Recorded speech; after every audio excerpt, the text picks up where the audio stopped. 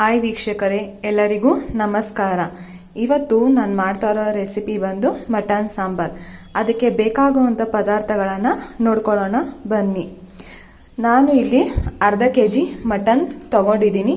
ಇದನ್ನ 2 ಸಲ ವಾಶ್ ಮಾಡಿ ಇಟ್ಕೊಂಡಿದ್ದೀನಿ. ಒಂದ್ಸಲ ಹಾಟ್ ವಾಟರ್, ಇನ್ನೊಂದ್ಸಲ ನಾರ್ಮಲ್ ವಾಟರಲ್ಲಿ ವಾಶ್ ಮಾಡಿ ಇಟ್ಟಿದ್ದೀನಿ. ಇಲ್ಲಿ ರುಬ್ಬೋದಕ್ಕೆ ಬೇಕಾಗುವಂಥ ಪದಾರ್ಥಗಳು: ಸ್ವಲ್ಪ ತೆಂಗಿನಕಾಯಿ, 2 ಈರುಳ್ಳಿ, 1 ಇಂಚ್ ಶುಂಠಿ, 15ರಿಂದ 16 ಬೆಳ್ಳುಳ್ಳಿ ಹೆಸಲು, 16ರಿಂದ 15 ಲವಂಗ, 2 ಚಕ್ಕೆ, 1 ಟೊಮೊಟೊ. ಬೇಕು ಅಂದರೆ ತಗೊಂಬೋದಿಲ್ಲ, ಆಪ್ಷನಲ್. ಸ್ವಲ್ಪ ಕೊತ್ತಂಬರಿ ಸೊಪ್ಪು. ಇಲ್ಲಿ ನಾನು ಮನೇಲಿ ಮಾಡಿರೋ ಧನಿಯಾ ಪುಡಿನ ತಗೊಂಡಿದ್ದೀನಿ 3 ಸ್ಪೂನ್.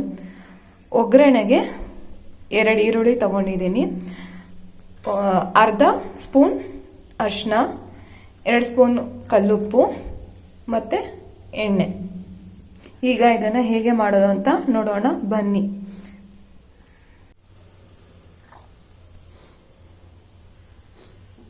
ಈಗ ನಾನು 3 ಸ್ಪೂನ್ ಎಣ್ಣೆ ಹಾಕೊತಾ ಇದ್ದೀನಿ.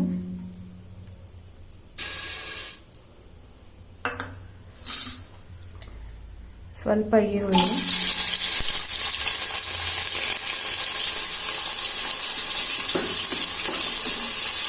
ಮಟನ್ ಹಾಕೊತಾ ಇದ್ದೀನಿ.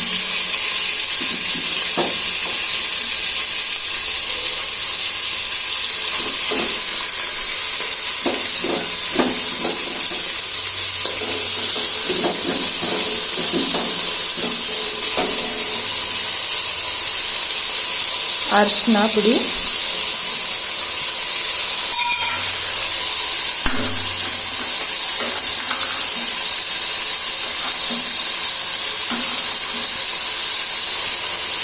ಒಂದು ಸ್ಪೂನ್ ಕಲ್ಲುಪ್ಪು ಹಾಕೊತಾ ಇದ್ದೀನಿ.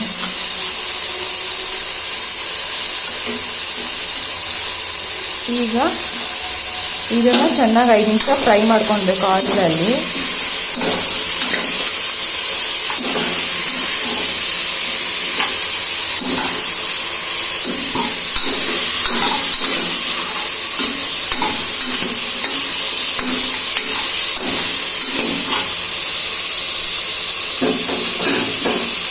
ಮಟನ್ 5 ನಿಮಿಷ ಆಯಿಲಲ್ಲಿ ಸ್ವಲ್ಪ ಬೇಯಬೇಕು. ಇವಾಗ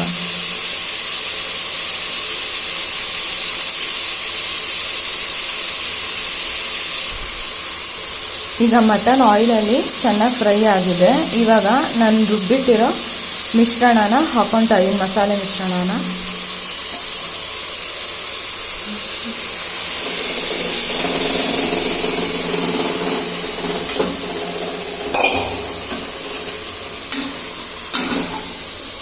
ಈಗ ಮಟನ್ನ ಮಸಾಲೆ ಜೊತೆ ಚೆನ್ನಾಗಿ ಮಿಕ್ಸ್ ಮಾಡಿ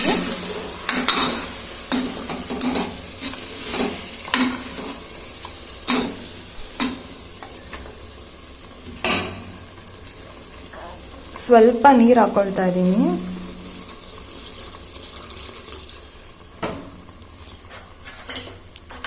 ಮತ್ತೆ ಸ್ವಲ್ಪ ಉಪ್ಪು,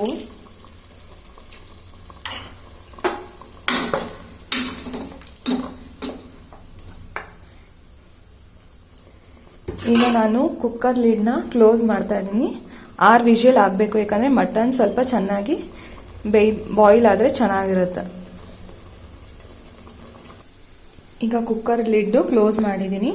6 ವಿಷಲ್ ಕೂಗಬೇಕು ಇವಾಗ.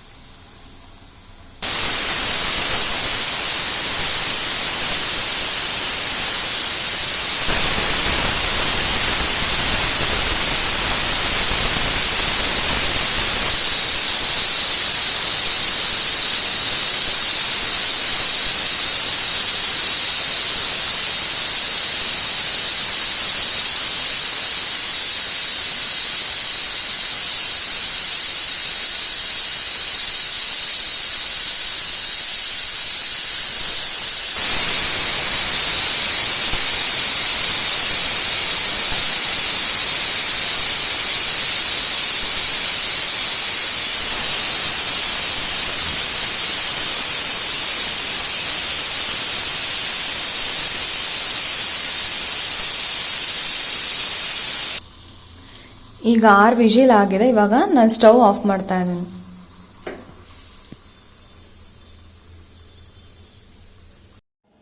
ಈಗ 6 ವಿಜಿಲ್ ಹೋಗಿದೆ. ಈಗ ಮತ್ತೆ ನಾನು ಮಟನ್ ಸಾಂಬಾರನ್ನ ಸ್ಟವ್ ಮೇಲೆ ಇಟ್ಟಿದ್ದೀನಿ. ಇದಕ್ಕೆ ಸ್ವಲ್ಪ ನೀರು ಹಾಕೊಂಡು ಒಂದು 10ರಿಂದ 15 ನಿಮಿಷ ಚೆನ್ನಾಗಿ ಮಾಡಬೇಕು. ಯಾಕಂದರೆ ಖಾರ ಇನ್ನೂ ಸ್ವಲ್ಪ ಮಟನ್ಗೆ ಹಿಡಿಬೇಕು, ಅದಕ್ಕೋಸ್ಕರ.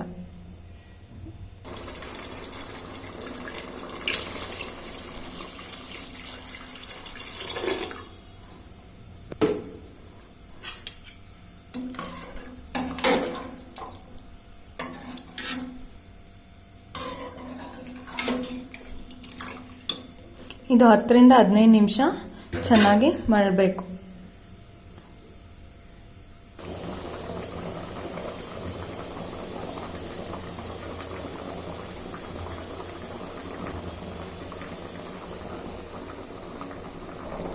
ಇವಾಗ ಚೆನ್ನಾಗಿ ಮಳ್ಳಿದೆ. ಇವಾಗ ನಾನು ಸ್ಟವ್ ಆಫ್ ಮಾಡ್ತಾ ಇದ್ದೀನಿ.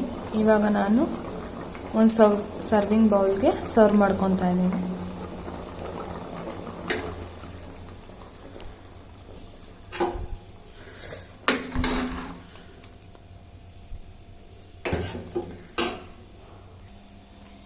ಬಿಸಿ ಬಿಸಿ ಮಟನ್ ಸಾಂಬಾರ್ ಸವಿಯಲು ಸಿದ್ಧ.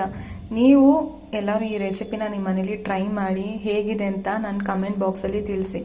ಇನ್ನೂ ಹೆಚ್ಚಿನ ವಿಡಿಯೋಗಳಿಗೆ ಪ್ರೋತ್ಸಾಹಿಸಿ ನನ್ನ ಚಾನಲ್ನ ಸಬ್ಸ್ಕ್ರೈಬ್ ಮಾಡಿ. Thank you for watching.